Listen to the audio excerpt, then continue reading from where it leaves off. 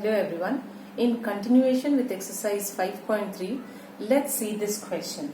It is given a spiral is made up of a successive semicircles with centers alternatively at A and B. Here, first of all, this is your semicircle having center A, then this is your semicircle having center B, then this is your semicircle having center C, and so on. Starting with center at A of radii 0.5, that means the first radii is 0.5, then the second radii is 1 and then 1.5 and so on. Here it is asked what is the total length of such a spiral made. Total length means you need to calculate the circumference, that means this is your length of the wire or the circle. So when you are calculating the length of the circle, that means you have to find out circumference.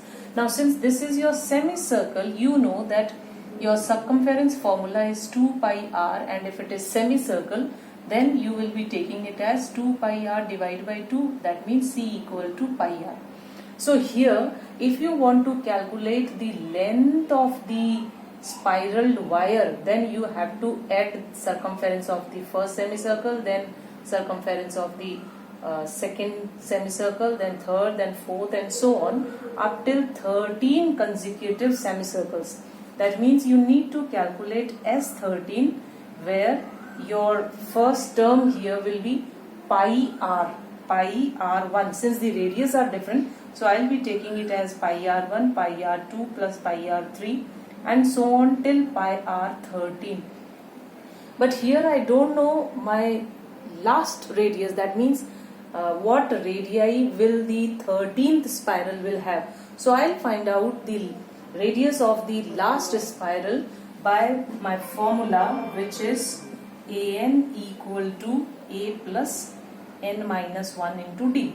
So here a is given to you as 0.5 plus n is your 13th spiral you want to take, so 13 minus 1, and d is your successive term minus preceding term, that means 1 minus 0.5, which will give me 0.5. So I will be doing it 0.5 plus 12 into 0.5. So I will be getting it as 0.5 plus 6.0. So this is coming out to be 6.5. That means your 13th radius, this is not the last value, but this is the 13th radius of your spiral. Now I want to calculate S13. That means I will be putting the values here, and you also know that if you want to find out sum of 13 terms, then you will be applying the formula n by 2, 2a plus n minus 1 into d. Here your n is 13, your a is pi r1, pi, and what is your r1? R1 is 0.5, so into 0.5 plus n minus 1, n is 13 minus 1, and d is your 0.5. Okay children, so this is the thing I have written. Yes, you can calculate it by this formula also, n by 2 a plus an, but then you need to calculate the last term, and your last term is pi r 13. It is not an, this is not the last term, this is the radius of the last spiral. So here we have got this. Now I can write it as 13 by 2 plus, or simply I can just apply this formula. Instead of applying this formula, I will be applying it n by 2, which is 13 by 2. A is your pi r1 and your an is pi r13. So let's calculate it in this way, it will be more easier. Into pi I can take common. So here in the question it is given use pi equal to 22 by 7. So I have taken 22 by 7 out. R1 is your radius 1 is your 0.5 and your R13 is 6.5. So I am getting it as 2 ones are 2, 2 11 is 22. So this is 13 into 11 by 7. Add these two, 6.5 plus 0.5 will be 7.0. This 7 will go with this and it will become 143. So this is the simpler way to get the sum of or the length of all the 13 spiral. Let's see this question now. It is given 200 logs are stacked in the manner 20 logs in the bottom row, that means the last row contains 20 logs, and then on it I am putting 19 logs, and then on it I am putting 18 logs, and so on. Here you are asked in how many rows, that means you need to calculate number of rows. Are the 200 logs placed? This 200 log means the total logs are given. That means you are given with S. Sum of n number of rows is 200. That means in total we have 200 logs. How many logs are on the top row? And I need to calculate your anth value. That means the last value of this series, this sequence. Now first of all I am given with Sn, so I will be applying my Sn formula.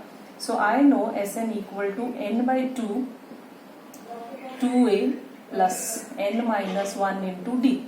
Now children, your n is not known to you, so I will be writing n by 2 only. Sn you know, so this is 200. 2a you know, the first is 20. We are starting from here, so this is my sequence. So a is 20 plus n I don't know, so minus 1, and d is difference is 19 minus 20. You will be taking successive term minus preceding term, so it will be minus 1. So I can calculate my n from here. So let us multiply this. This is 400 equal to n. This is 40. Open this bracket. This will be minus n plus 1 n, which will give me 400 equal to say this is 39. So 39 n minus n square. Now I can rearrange it. This n square can be taken this side. N square minus 39n plus 400 equal to 0. Now I have got a quadratic equation, and I will be solving it by factorization method.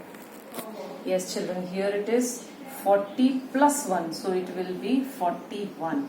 It will be 41. Now see how I am factorizing it I am finding out the value of n by factorization method. This is the last term, that is 400. So I can find the factors of 400 as, this can be written as 20 into 20, but adding of these will not give me 41, subtracting of these will not give me 41. So I'll again factorize it. 5 fours are, this is 5 fours are. Now if I take 5 into 5, which is 25, and 4 into 4, which is 16, and if I add these two, I'll get it as 41. So I'll be finding the factors like this. This is n square, and here I need 41, but here it is minus sign, so minus 25 and minus 16 will do my work. So minus 25n minus 16n, and this is plus 400 over here equal to 0. So n is coming common, n minus 25 minus 16 is coming common. So again n minus 25 equal to 0. So I am getting n equal to 25 and n equal to 16.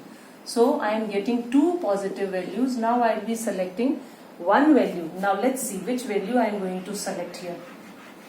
Here I wanted to calculate n. So I am getting two values of n. Now I need to also calculate that what will be the topmost row, that what will be the number of logs which the topmost row contains. So here an will be equal to a plus n minus 1 into b. An, that means I need to calculate what is your a over here.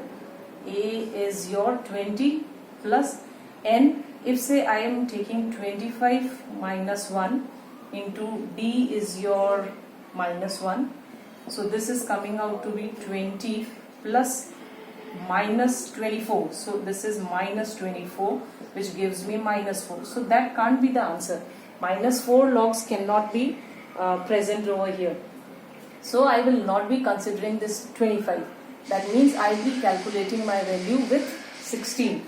So here an equal to a is 20 plus n is 16 minus 1 and d is your minus 1. So this will be 20 minus, this is 15. So on the topmost row I will have 5 logs. Now children, let's understand question number 21. I will be reading the question from book You can also read from your book. And let's frame the sequence first. So your question is given to you as, in a potato race, a bucket is placed at the starting point. So say this is your bucket which is placed at your starting point, which is 5 meters from the first potato. So here is the first potato and this distance is 5 meters. So the distance between the first potato and the bucket is 5 meters. And the other potatoes are placed 3 meters apart in a straight line. Now the next potato is placed at 3 meters apart from the first potato and it is continued till nth term. Okay. There are 10 potatoes in the line. That means it is continued till 10th potato. Okay, this is your 10th potato. Now, a competitor starts from the bucket, picks up the nearest potato. That means a competitor is standing over here. She runs to pick the first potato, runs back with it. That means she has to pick the first potato and then she has to put it in the bucket. Then again she has to run for the second potato and then again she has to put it in the bucket. So we need to frame the sequence now. So the sequence framed will be, for the first potato she has to run 5 meters. For the next potato she has to, now you look here children, why this 5 will not be taken? Because she is standing over here, she will run 5 meters and she will again come back to this bucket. So in total you are getting your first term as 10. So this is your 10 meters. This is your first distance she has covered. Now for the next potato, this is 5 and 3, 8 meters she is running this side and 8 meters again she is running this side. That means the next will be your 16. So on till the 10th potato. Now what do you want to calculate children? It is given what is the total distance the competitor has to run. You need to find out the total distance. That means you need to find out S10 because 10 potatoes are there. That means you are finding out S10. Okay. So here this is my A 10. D will be 16 minus 10 which is 6. So if I want to calculate S10, I will be applying in the formula 2A plus n minus 1 into D, which gives me S10. N is 10 by 2. 2A is given to me 10 plus n minus 1. That means 10 minus 1 is 9 into D is given to you as 6. So this is 5, 20 plus 9 6 are 54. So I am getting it as 5 into 74. On multiplying, I will be getting it as 5 4s are 20, 35, 370. So in total, she is running 370 kilometers. Therefore, total distance covered by the competitor